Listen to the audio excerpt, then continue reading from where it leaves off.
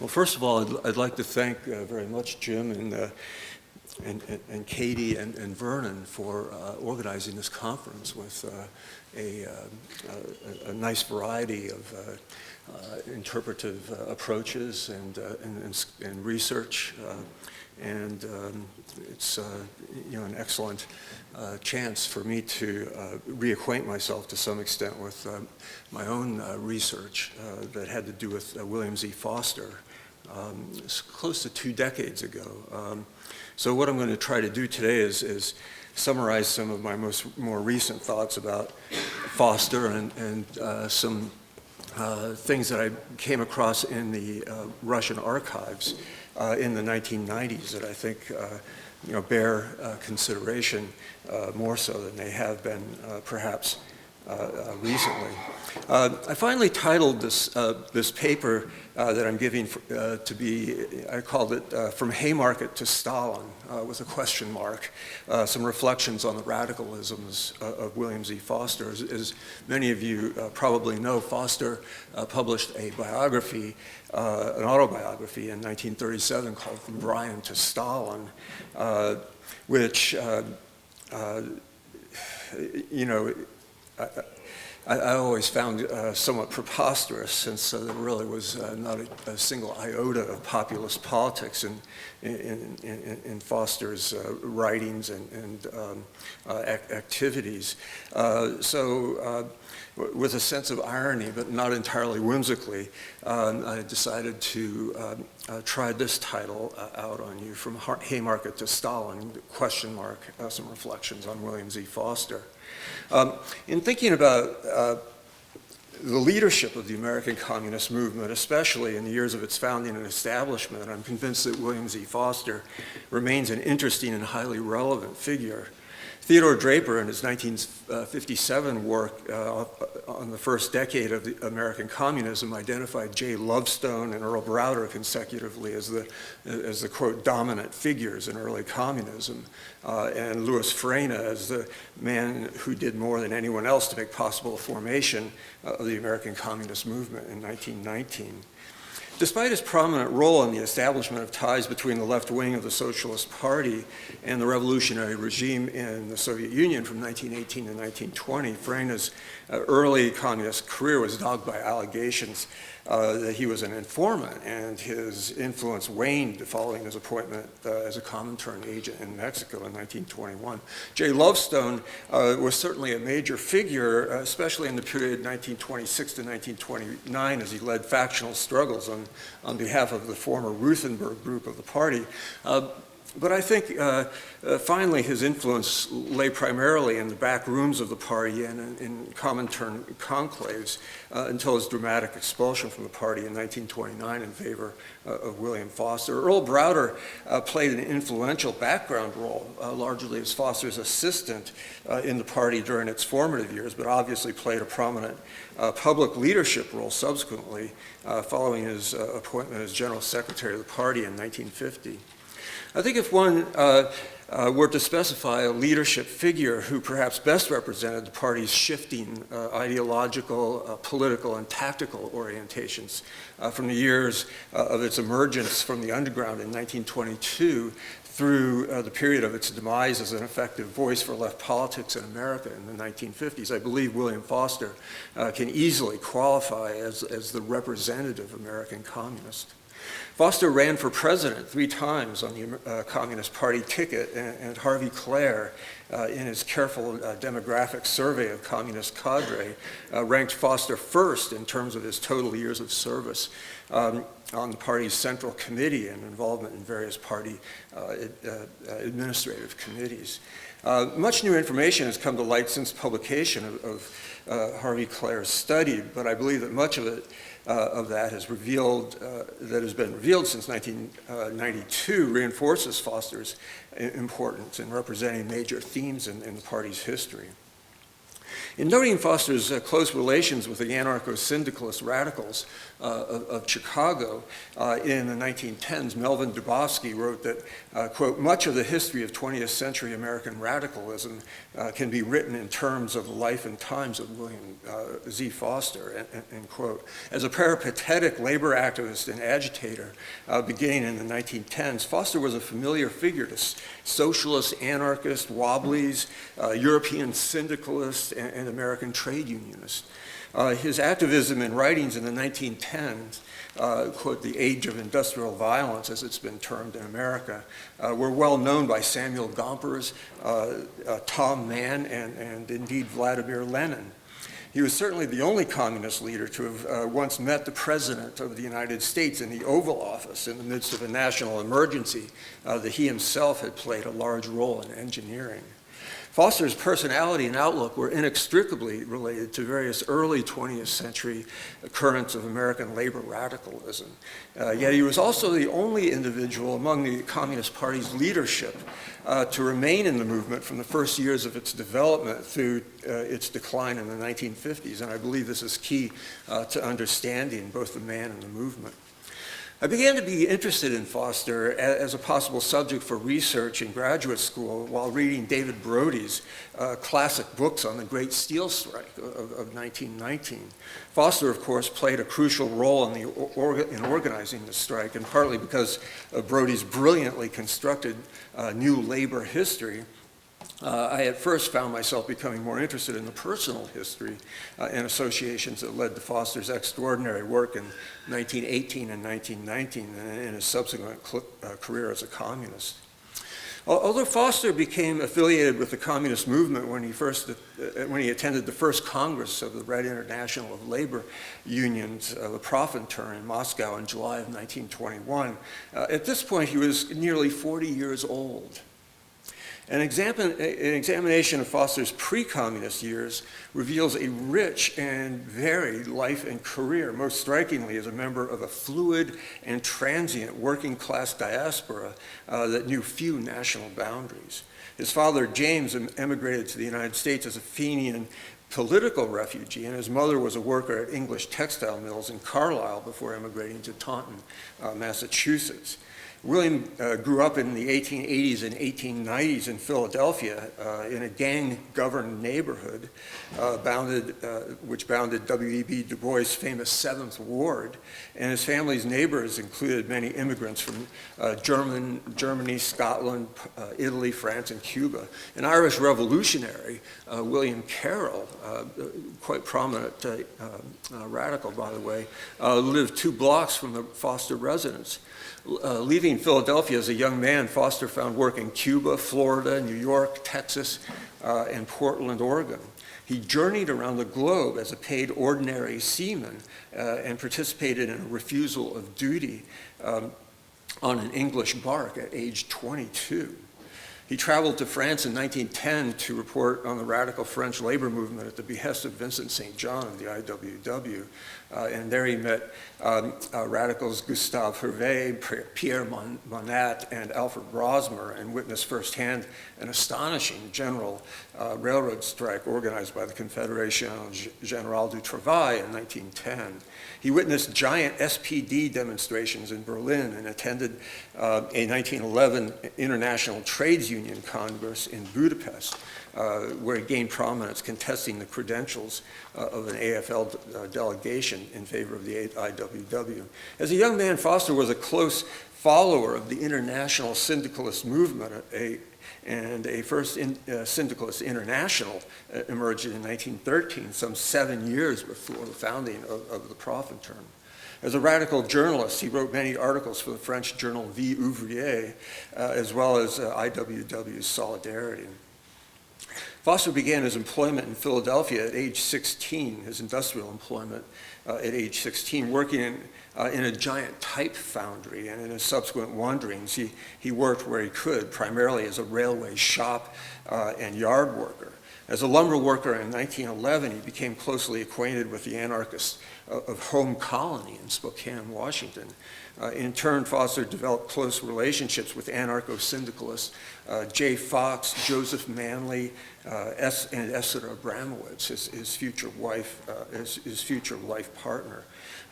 He was introduced to figures in Chicago like Jack Jones, Elizabeth Gurley Flynn's first husband and proprietor of the radical Dill Pickle Club in Chicago, Sam Hammersmark and Anton Johansson. He wrote a widely circulated pamphlet, Syndicalism, in 1912. He and Esther lived in Chicago for a time at Lucy Parsons' boarding house. Working as an AFL organizer associated with the Chicago Federation of Labor, Foster witnessed firsthand the great I.C. Harriman shopman strike of 1912 and helped promote a powerful movement for association of railway workers' unions centering in the Chicago rail yards. It was from this milieu that Foster brought together a small group of anarcho-syndicalist associates who ended up providing leadership and impetus for two of the most significant labor organizing campaigns of the early 20th century in the meatpacking and steel industries. In considering the question of the Americanization of the Communist Party in the early 1920s, or throughout the 1920s for that matter, the entrance of Foster with his great connections in the American labor movement is often cited as a large step in adapting the communist movement to the so-called native conditions. This is certainly true to a large extent, but Foster's internationalism was key here as well. Radicals well known to Foster in the Chicago Federation of Labor had endorsed the Bolshevik Revolution as early as 1917, and in 1920 called for a general strike if the Soviet Union were invaded. Its leader, John Fitzpatrick, had boasted during the height of the 1919 strike wave that, quote, "we are going to socialize the basic industries of the United States," end quote. Foster's ideas about moving American labor towards revolution through militant organizing work by adaptive minority organizations, shop steward networks, and amalgamation leagues in the early 1920s were greatly inspired by the successes of the French and English radical unionism abroad, as well as by American conditions. In all of my research on Foster, I never came across a single instance in which he referred to himself, his ideas, or his factional ideas or allies as uniquely American. Future General Secretary of the CP, Earl Browder, wrote to Leon Trotsky in February of 1922 in reply to Trotsky's query about whether there had ever been a revolutionary movement in the United States. Browder replied to Trotsky that, quote, "the events of 1919 provided American workers with more fundamental education by 100% than was accomplished by the communist parties at the time." According to Browder, reporting somewhat over-optimistically on behalf of Foster's Trade Union Education League, the 1919 steel strike suggested that with communist organization of militants in the trade union movement under the leadership of Foster, quote, "the masses could be thrown into direct conflict with the state." Seemingly, at least partially an affirmation of this, by October of 1922, Foster's Trade Union Education League, with its program of amalgamation, had gained the endorsement of hundreds of labor groups throughout the nation, including 16 state federations, 14 national unions, and dozens of central labor bodies. Eugene Debs endorsed Foster's ideas and tactics. Both Earl Browder and James Cannon perceived the entrance of Foster representing a modern and compelling syndicalist analysis of American labor politics circa 1921 as crucial to the Communist Party, absolutely crucial to the Communist Party's early development. At the party's Bridgman convention in early 1923, only 5% of the party's cadre were involved in trade union work. However, by the early 1930s, regardless of debilitating factional conflict and Stalinization, the party's membership had undergone a significant transformation, and its main source of real political and industrial influence lay within the American organized labor movement. No other American communist leader worked so tirelessly and effectively towards this exceptionalist end. Foster, because of his tireless work to maintain communist influence in the trade union movement through the Trade Union Educational League and the Trade Union Unity League, may still be credibly ranked as one of the founders of the realistic and progressive industrial union movement that emerged in the United States in the 1910s and 1940s. Yet his early syndicalism also helps explain his role in what would come to be known as the Stalinization of American communism. The syndicalist concept of the militant minority, which inspired much of Foster's pre-communist radicalism, can easily be linked to Bolshevism and Lenin's conception of revolutionary elitism, as Foster celebrated in his writings in the early 1910s. Foster's class war moral skepticism, disdain for democracy and nationalism, and even his vision of an authoritarian future worker society are all outlined quite starkly in his 1912 work Syndicalism, and certainly help explain his early attraction to the communist movement. To move somewhat beyond this analysis, though, I think one may begin with an encounter Foster had with an armor company meatpacking executive when Foster was escorted into his offices in 1917 to discuss a steamfitter's grievance. The workers' delegates were outraged to find that the company's representative would only discuss the weather with them. At the conclusion of the meeting, the executive claimed, go back to your trade union friends and tell them that organized labor will never get anything from this company that it hasn't the power to take. In considering Foster and his career in the Communist Party, I think it's important to acknowledge that his early radicalism developed in synergy with certain features of American labor progressivism at the turn of the century, with its emphasis on organization, integration, and efficiency as a solution to what was then called the labor problem. It was a time when the world seemed to endow men like Herbert Hoover, men with outstanding organizational skills, with the greatest powers of social and economic transformation. This is what led Foster to the offices of the armor meatpacking executive to negotiate reasonable expectations for workers' representation and integration in their firm, and ultimately to the Oval Office with Woodrow Wilson and Samuel Gompers in 1919 to discuss possible recognition of a new and more inclusive steelworkers organization.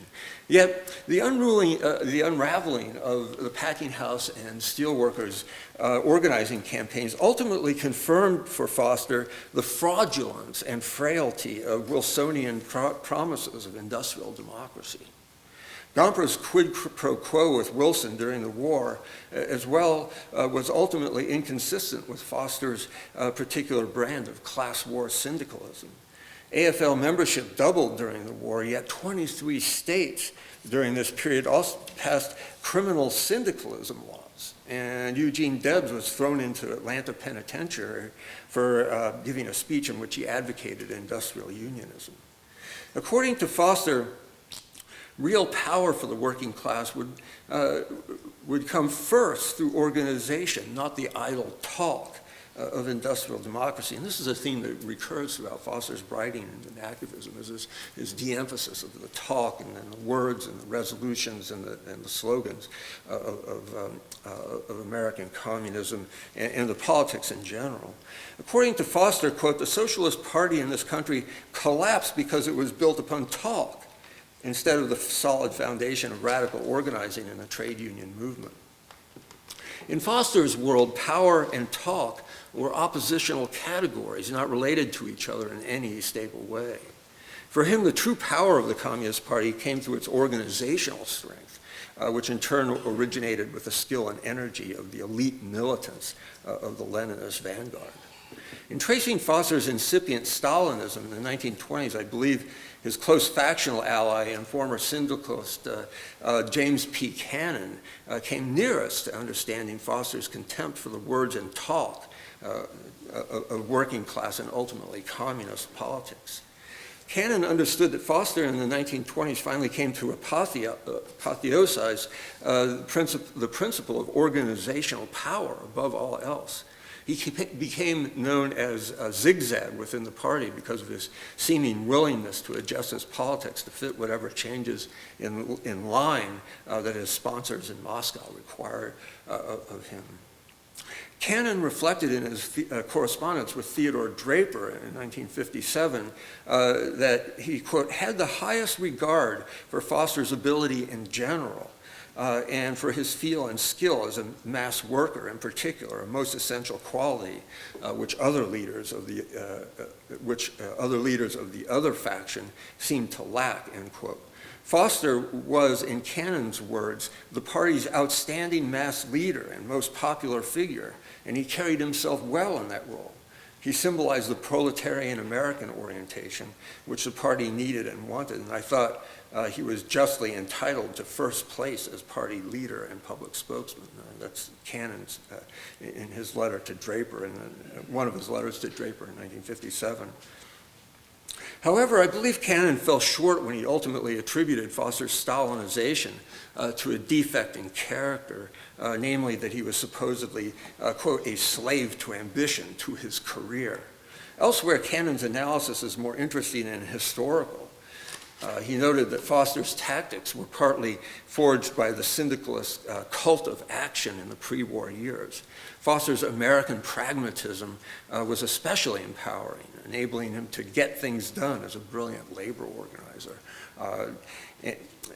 According to Cannon, Foster had learned too much from what Cannon characterized as a trade unionist school of Gompers and operated on the theory that nobody reads or remembers what he reads. Foster, as Cannon discusses in relation to Foster's seeming acceptance of the dual union line that emerged after 1928, was master of the art of leaving the door open so that his words can be interpreted to mean one thing or the other, the direct opposite, depending on which way the cat jumped. I've been told I have 5 minutes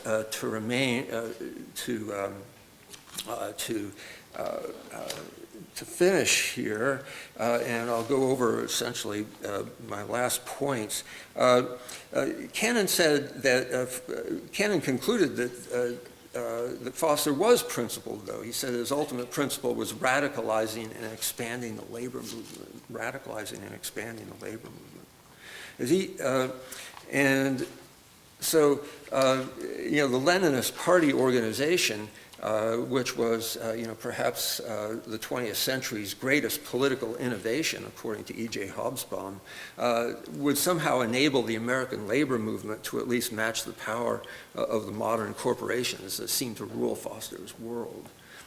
The irony of Foster's career as a self-described expert in organization was that in some senses he was the most unruly and non-compliant of those in the primary leadership positions.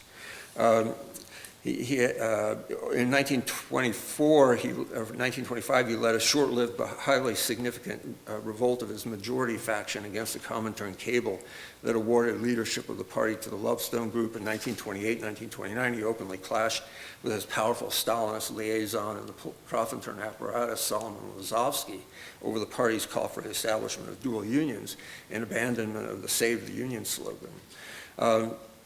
As I suggested in each of these cases, Foster was able to emerge with significant compromises with the International Party.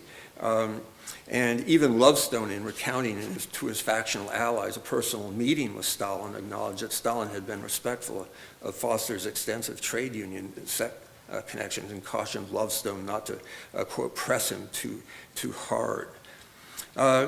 And then, of course, I discussed the American Commission of 1929, in which Lovestone was thrown out of the party, and Foster was awarded at least nominal leadership of the party, along with two others whom he felt that he could easily dominate, Earl Browder and William Weinstone. But I also quote, one of the most interesting things I found was that in 1937, at a crucial moment in the buildup of the CIO, Foster emerged to critique the party's Popular Front line.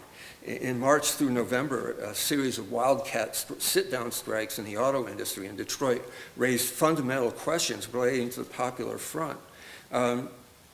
And organizers William Weinstein and Bill Giebert argued for the recognition of these strikes and their continuance. And they were sponsored, from what I can see from the documents I found in Moscow, were sponsored by William Foster. In yet another American Commission meeting in Moscow in 1938, Earl Browder went so far as to characterize Foster's actions in the 1938 sit-down strikes as, quote, a basic challenge to the conduct of the party. He acknowledged that Foster was indispensable for his labor contacts, but accused him of common purpose with socialist and Trotskyist dissenters in the auto union. Dimitrov concurred, "We have great respect for Comrade Foster and value him very much." Foster returned from Moscow severely chastened, but Foster was not a political naive. He must have gone to Moscow knowing that Dimitrov would have refused to endorse the sit-down job actions that had been carried out by the UAW dissenters, as well as his critique of Browder's leadership they represented. Foster clung tenaciously to his dwindling status in the party hierarchy, but ultimately he was less disposable and more independent than other leaders of the party because of his experience with and deep knowledge of the American labor movement. Cannon wrote astutely in 1958 that Foster had, quote, come to Stalinism with tongue in cheek. I've always found that fascinating. Leon Trotsky, on the basis of what he termed extensive contact with Foster, judged him an essential empiricist who inevitably adjusted his positions to fit circumstances. Trotsky believed Foster to be made of what he called more trustworthy material than Lovestone or Joseph Pagani Pepper, and wrote in 1929 that there had always been much that was true and acute in Foster's recurring criticisms of the party leadership.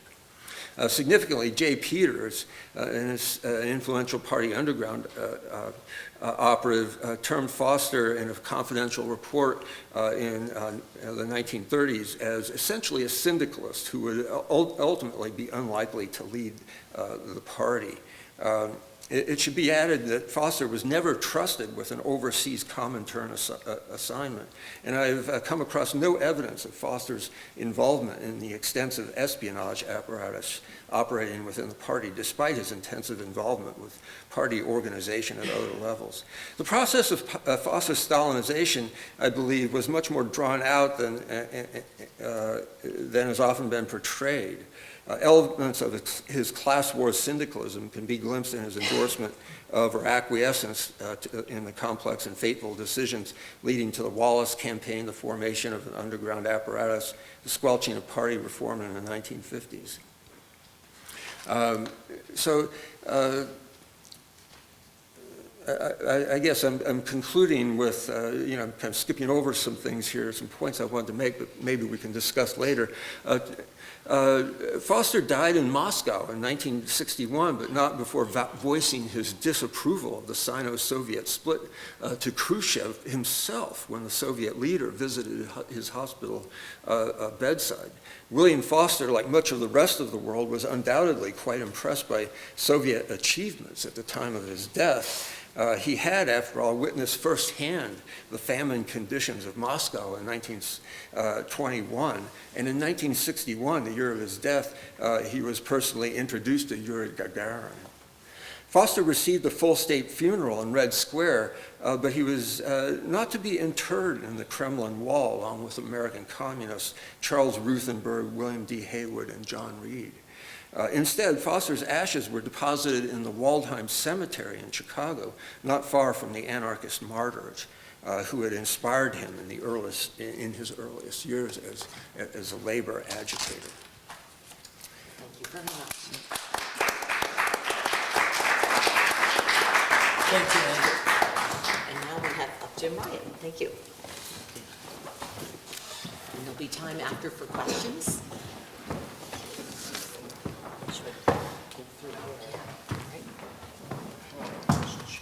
Oops.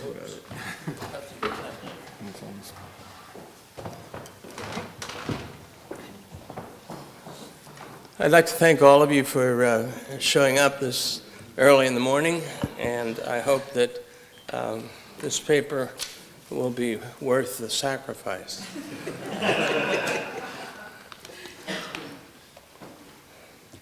My paper is called Earl Browder's Changing Conception of the Marxian Revolution.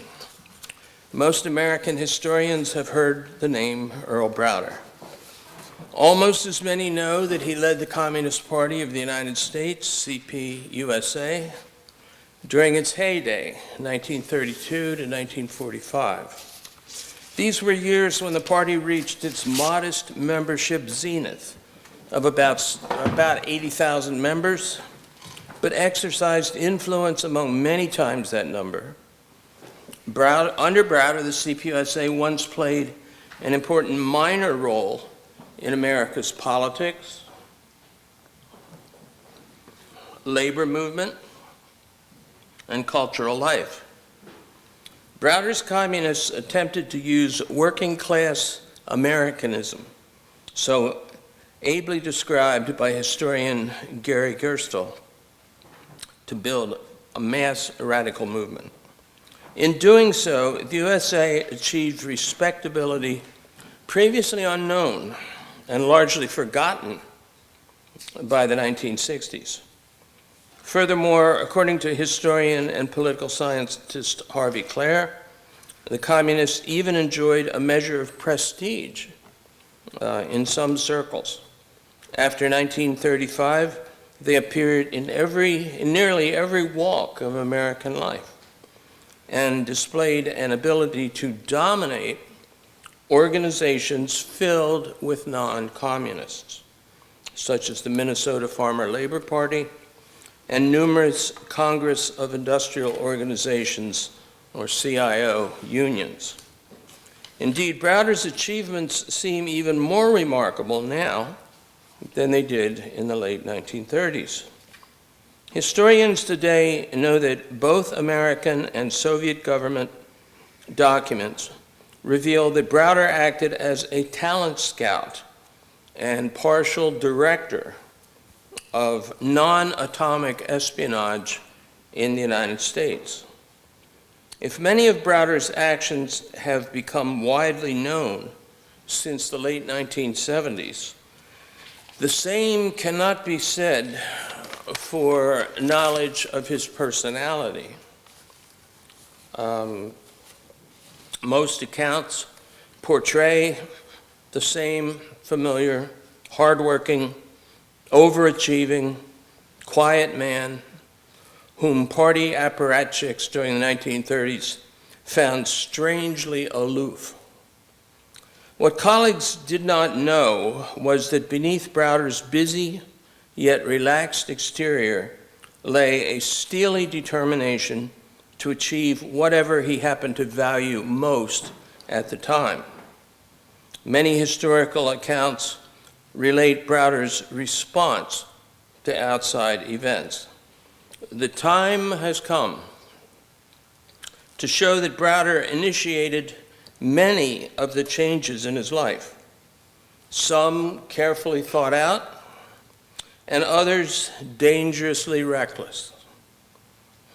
His evolving concept of how best to achieve the much-desired Marxian revolution led him to international acclaim and ultimately to political destruction.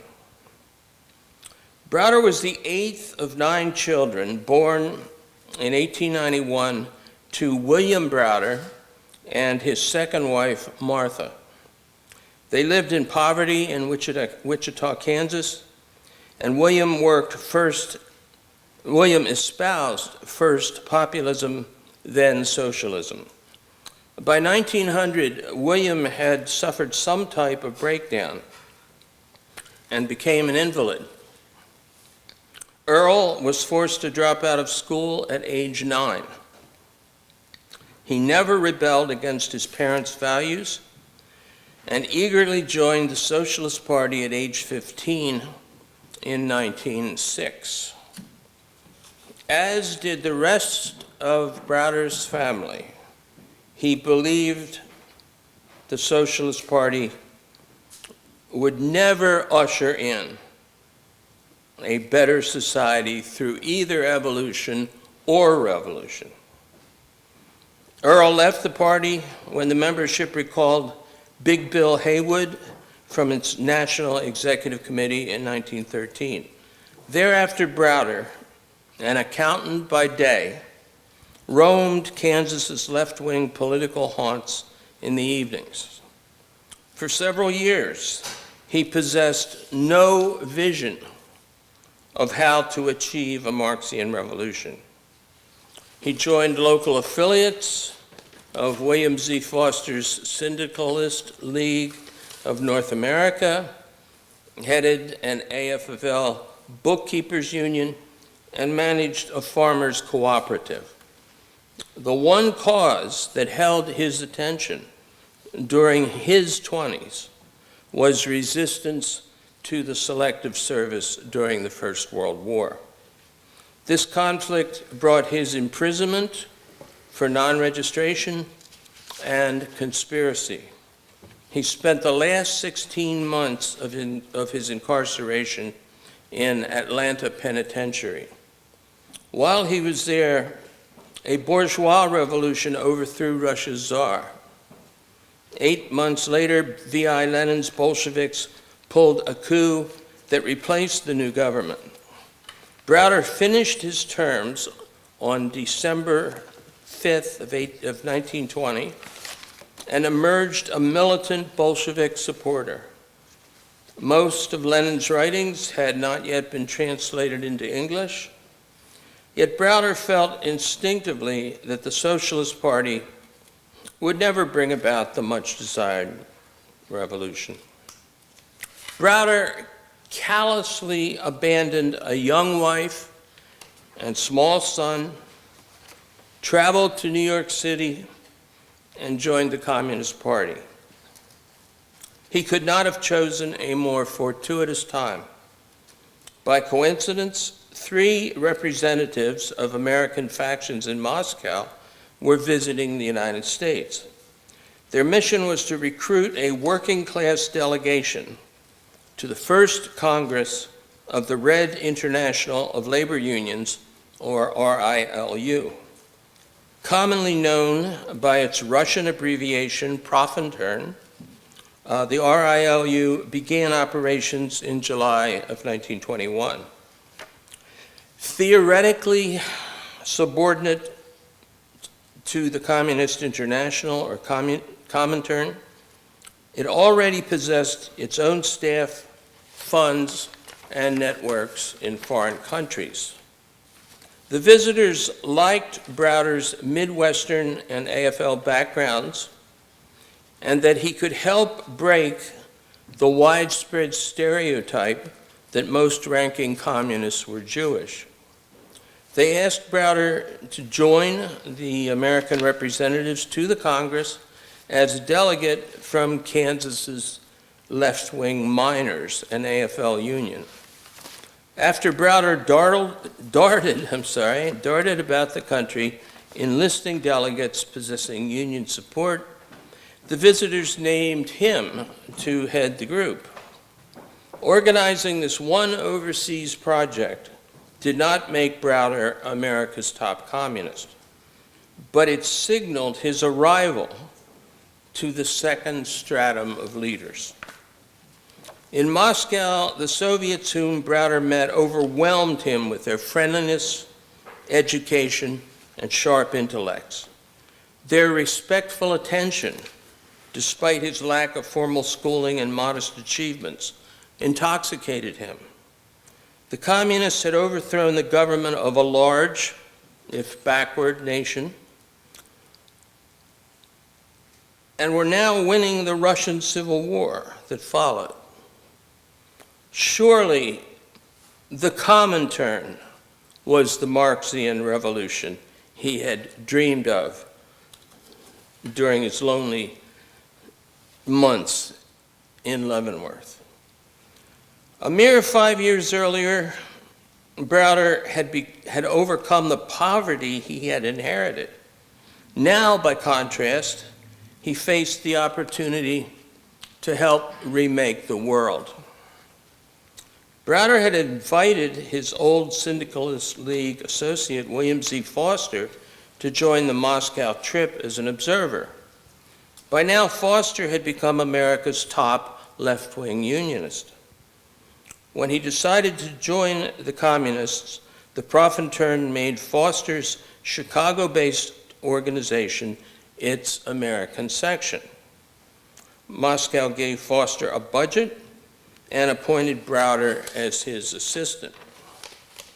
Browder performed his duties well between 1922 and 1926, but he came to feel that Foster was taking credit for Browder's achievements. James P. Cannon, a friend of neither, noted that Foster flattered those he needed and abused those who needed him. Browder resented being called Foster's boy. Annual trips to the Comintern, however, seemed worth the price he had to pay.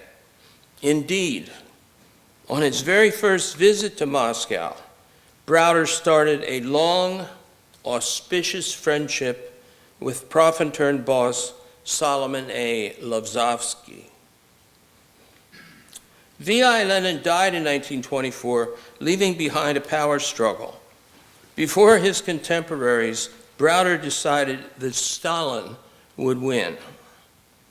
One day in 1926, Stalin asked Browder, who had just arrived from the U.S., to comment on a policy tactic. Browder demurred, citing his recent airplane trip. Stalin never spoke to Browder again, yet Browder decided to trust his future to the Soviet premier. Excuse me.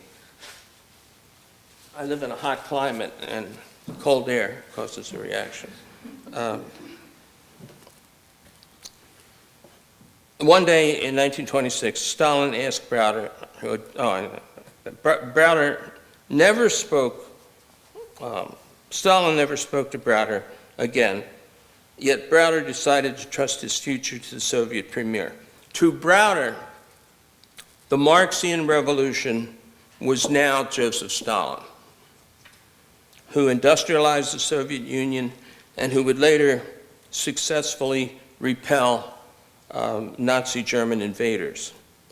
Also in 1926, friend Lovzovsky gave Browder the assignment that made his career. Noting Browder's organizing experience in Kansas and Chicago, the Profintern chief sent Browder to Civil War-torn China to head a permanent secretariat there.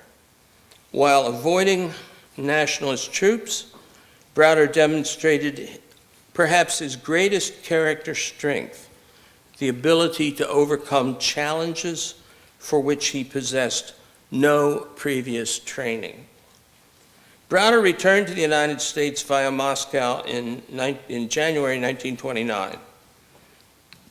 Before the year was over, someone in the USSR put Browder into a troika leading the CPUSA.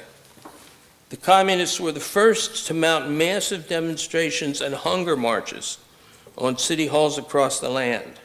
Browder argued for setting up industrial unions and struggling for African American rights when no other primarily white group seemed willing to care. Browder remained a vocal supporter of Stalin throughout all of Stalin's atrocities. When William Z. Foster suffered a heart attack in 1932, Browder won the resulting intra-party struggle and was proclaimed General Secretary, or sole unquestioned leader. He endorsed everything Stalin did, including even his purge of the old Bolsheviks between 1936 and 1938. Although Stalin did not like Browder, he allowed Browder a nearly free hand during the 1930s. When the Comintern urged foreign communist parties to find links to the indigenous roots, Browder ignored comrades overseas and popularized the slogan, "Communism is 20th century Americanism," and this was one of the most frequently found slogans of the 1930s. Browder successfully attempted the worldwide Popular Front, Browder successfully anticipated the worldwide front, Popular Front, against fascism of 1935 to 1938. Somehow, he built a close personal relationship with Comintern leader George Dimitrov. Browder got along well with powerful figures in Moscow. When Foster returned from convalescing in the USSR, Browder humiliated him by constantly warning against any activity that might cause another heart attack. Foster's appeals to Moscow yielded nothing tangible. Browder persuaded the Comintern to allow him to run for president against Franklin D. Roosevelt in 1936. So no one could honestly call FDR the communist candidate. That year, Browder popularized the bewildering slogan to, I quote, defeat Landon, that's Republican nominee Alfred Landon, at all costs. Vote for Earl Browder.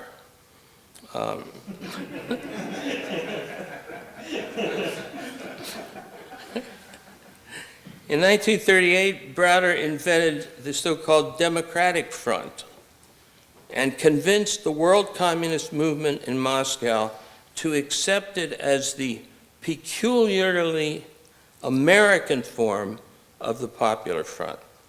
In practice, it meant that the CPUSA would accept a junior, sometimes hidden role in other organizations. Browder believed erroneously that the CPUSA had become the left wing of the New Deal. And of course, this also boosted his already large ego.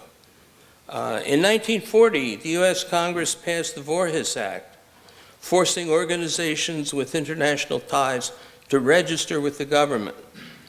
Browder canceled the CPUSA's affiliation with the Comintern. Indeed, the Comintern specifically cited this action as a precedent when the Comintern itself disbanded in 1943. Not coincidentally, Joseph Stalin avoided quoting Browder. The Comintern's demise and Earl Browder's 1941 imprisonment in Atlanta Penitentiary on a passport fraud technicality led to Browder's final redefinition of the Marxist revolution. In prison, he suffered through interviews with both a psychiatrist and a psychologist. As he fielded their probing questions, he felt a fear unknown today, or I should say unknown for the vast majority of our people. In the mid-20th century, a person deemed mentally ill could be detained indefinitely for life if such a sentence seemed appropriate. Browder sunk more and more deeply into depression, clearly demonstrating psychological change. Then suddenly on May 16th of 1942, President Roosevelt commuted his sentence. For the president, the action was a sop to the Russians, easier to deliver than a second European front during World War II. For Browder, it brought exhilaration that bordered on euphoria, and it severely clouded his thinking. Never modest, he now received enough attention to seemingly justify his grandiose illusions. 3 times he was invited to Washington to discuss foreign policy with Undersecretary of State Sumner Welles in Welles's Washington office. The two corresponded frequently. An FBI informer reported Browder's saying that the conferences would lead eventually to the CPUSA's representation among governmental circles. The late 1943 Tehran Conference of Roosevelt, Stalin, and Winston Churchill led Browder to write 2 lengthy speeches and a book proclaiming that the Big Three had agreed on long-term goals, accepting the USSR as a permanent member of the family of nations, to prevent a return to the Great Depression at home. Browder believed big capitalists had no choice other than doubling workers' wages, because World War II had doubled the size of the national economy, and the fear of a lack of purchasing power and a Great Depression was on the minds of many people in Washington. To Browder, the Marxian revolution in the United States was now Earl Browder's leadership. Because of America's unique two-party political system, he further displayed his illusions by converting the CPUSA into the Communist Political Association, or CPA. It would henceforth lobby both Democrats and Republicans to support left-wing causes. In early 1945, a Moscow-written article in a French communist journal denounced Browder's notorious revision of Marxism and referred to him as the CPUSA's former secretary. Browder's followers deserted and expelled him. They reconstituted the CPUSA, and Browder spent his remaining 27 years in lonely isolation. Even as Browderism, never precisely defined, even as Browderism became a capital crime in Eastern Europe, and the FBI hounded family members for espionage information, Browder waited in vain for reinstatement. And let me just add one little thing that I didn't put in the paper. I had the good fortune to interview Earl Browder, and he seemed to be going out of his way to prove his Americanism to me. He had a pacemaker in his heart, and he rode one of those devices that'll take a person in a chair up the steps. Despite my concern, he wobbled a bit when he walked. I asked him, was he really sure he wanted to ride up the stairs? He said yes, because he wanted to get me a paper. He had a copy of a paper he had recently given at, I believe it was the University of Iowa, which again touted his own native Marxism and independence from the Soviet Union, as he put it. Even though I was 26 at the time and I had never interviewed anybody, I got the strong feeling that if a bus had hit Gus Hall, Earl would have accepted a phone call the next day and gone right back. The years of lonely suffering, being ignored, would not have mattered. I really felt this person wants to be what he used to think he was, a world-class Marxist theoretician. Earl Browder was no Cho En-lai. Thank you very much.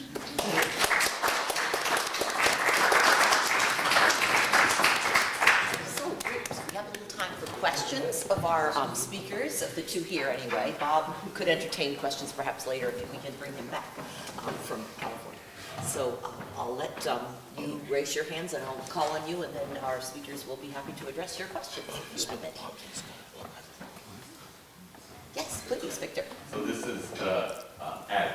Yes. So do you think, in terms of examining Foster's entire life, do you think he really remained a syndicalist his whole life, and he just kind of tacked on, you know, the political party, but really remained industrial syndicalist in his beliefs? Ed? Yeah, certainly. You know, I think Foster was someone who was in the eyes of many communist theoreticians what was called an eclectic at the time, and that was something that was kind of a harsh epithet in the Marxist vocabulary. I think he was willing to use the idea of a Leninist party in particular as a cudgel, for instance, in the 1944-1945 period in his campaign against Browder. But whether or not he thought of the Communist Party as some kind of electoral coalition or as a kind of Marxist camarilla, more in line with a syndicalist militant minority, I think is something that he was, you know, he would tend to err on the side of, you know, the syndicalist approach, this kind of idea that, you know, that the masses were essentially inert, and that political parties, you know, were fundamentally dishonest in some way or another. And I think this was reinforced with his experiences in 1924, 1925, both with the Farmer Labor Party of that time and the famous Gusev cablegram that arrived from Moscow in 1925. So, yeah, I think, and then also, you know, regarding what John mentioned last night about the Wallace campaign and the Third Party movement, I think Foster, you know, if I remember correctly, was somewhat ambivalent about the Wallace candidacy in 1948. And he, you know, from my understanding, it seems I distinctly recall him publishing 2 articles in Political Affairs at the time, which, you know, were contradictory to each other about whether communists in the unions should support, you know, the Wallace candidacy or not. And I think he was perhaps instrumental in the fact that the Communist Party really only required the mine mill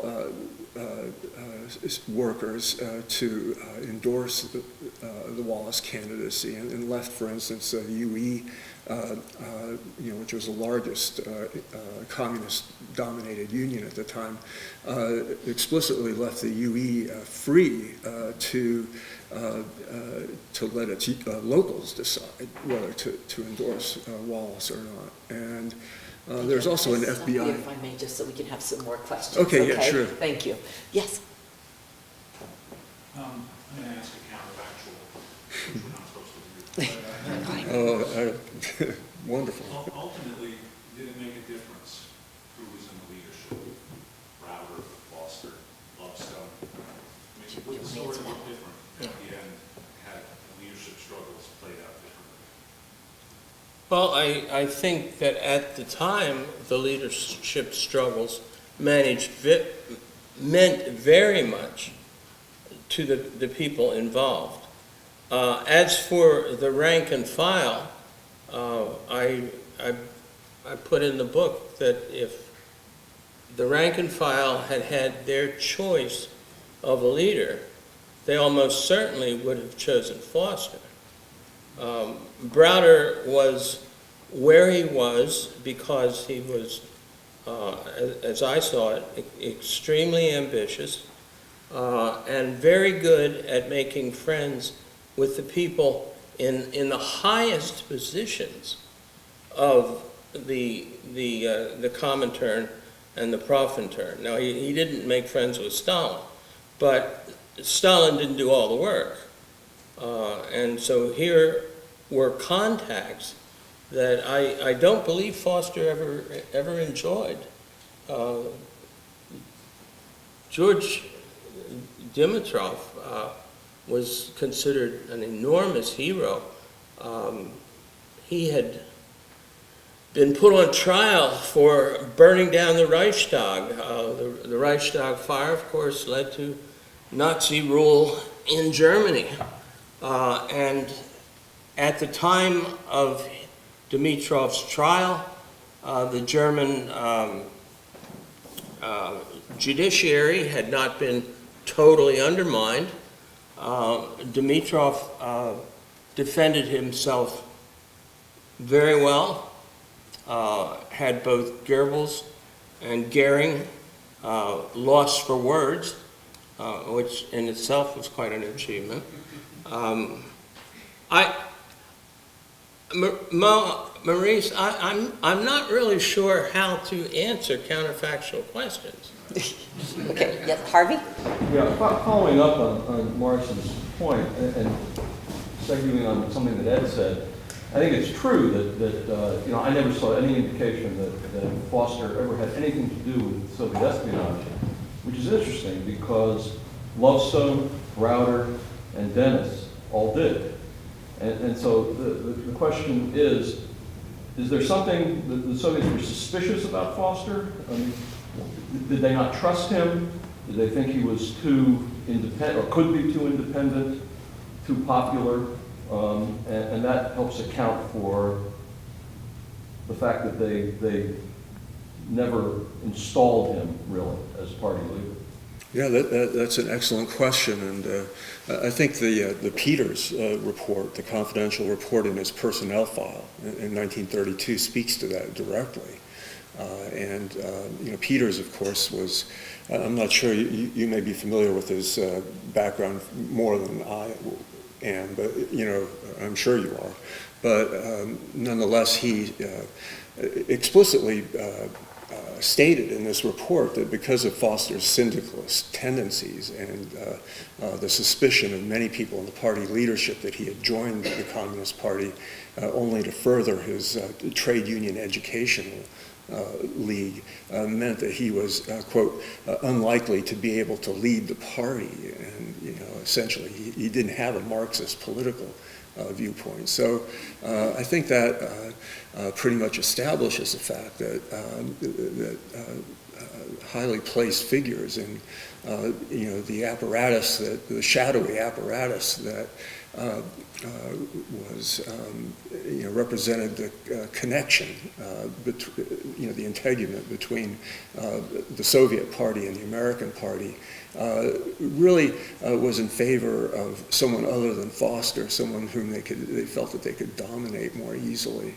And in the 1930s, I believe, you know, that they judged Browder mistakenly, somewhat to be that, and then perhaps in the post-war period, Eugene Dennis, as you mentioned, seemed to be someone who, and again, I'm not familiar with the international connections as much as you may be, and maybe you can enlighten us about that.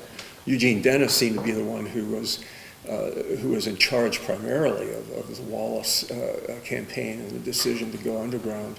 And he was also named the general secretary of the party, somewhat incongruously, by Foster himself. So Foster tended to defer on that. So yes, I would agree, essentially.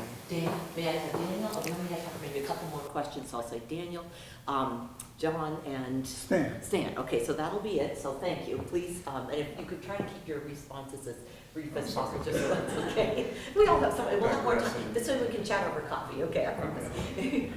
I want to thank you both for your very, fascinating portraits of Browder and Foster. One thing that struck me about each man is that they seem to be very interested and committed to very pragmatic work in terms of, supporting the labor movement and organizing workers, and very praiseworthy work in terms of, reaching out to African American workers and bringing them into the labor movement. Yet they're also willing to be committed to the Soviet Union, through all of its sort of shifts and changes and its policy and line. I've been doing some research on Leon Davis, who founded 1199, and he also was deeply pragmatic, organizing workers, and I think doing a lot of praiseworthy work, but also always supported the Soviet Union throughout his life. And I don't know, what do you make of that, this ability to, on the one hand, be sort of pragmatist, and on the other hand, follow the party line to some extent? Well, if one sees himself or herself as a Marxist, and the Soviet Union having overthrown a government that covered about 1/6 of the earth, wasn't a developed government, but it had a lot of natural resources, and the optimism that swept through the left wing of the Socialist Party when the Bolsheviks took over is very hard to imagine today. The fact that socialism had come to power in a foreign country, I think, was far less important to the communists of all stripes than the fact that socialism had come to power somewhere. And there were people who went to the Soviet Union to work. A large Finnish group, Finnish-American group, which appears in some of the works of John and Harvey, went to the Soviet Union to live and work and ultimately be very disappointed. Okay, thank you. Jim? Yes. Question for Jim. You had an intriguing line towards the end of your talk there where you said that Browderism has never been precisely defined. And I was wondering if you think that it sort of defies definition, and also what you might think would be the most common misperceptions about Browderism. Well, I think the most common misconception is that he ever used the term. In the 1950s, he insisted over and over again that he had never used the term, that Browderism was used by those who sought to throw him out of the party. Now, the other part of your question, sorry,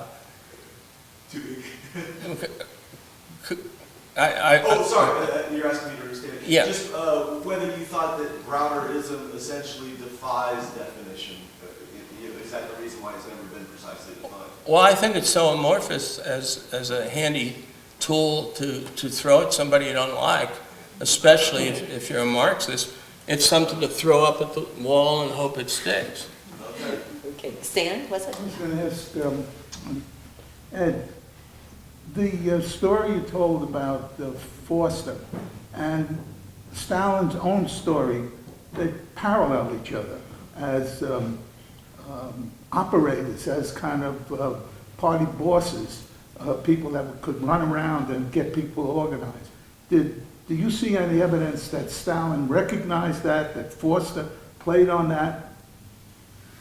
You know, I don't really have, or I never came across much direct commentary by Stalin on Forster, except kind of in secondhand by a Lovestone factional letter that was written in 1929, in which Stalin said that Lovestone should not, quote, push Forster too hard, and was very respectful of Foster's trade union connections, and felt that seemed to indicate that he was indispensable to the party in 1929, whereas, you know, Lovestone obviously was indispensable. So I think in the end, Stalin and Forster both, were dedicated to the idea of class war in a way. Stalin was an ideologue in that sense, and he had a certain kind of ideological disposition, and he was quite committed to his own Marxism. And Forster himself was someone who believed in this kind of idea of a class war ultimately, and whatever manifestations it took. So I think you were right. They're both extremely pragmatic men who were willing to, to not really you know, the respect for the so-called talk of socialism and resolutions. There seem to be more people of action than people of words. Yeah, there was a cult of action, I think. We'll call to stop now, so give them that coffee and snacks, and then we're going to be coming back at 10 o'clock. So thank you very much.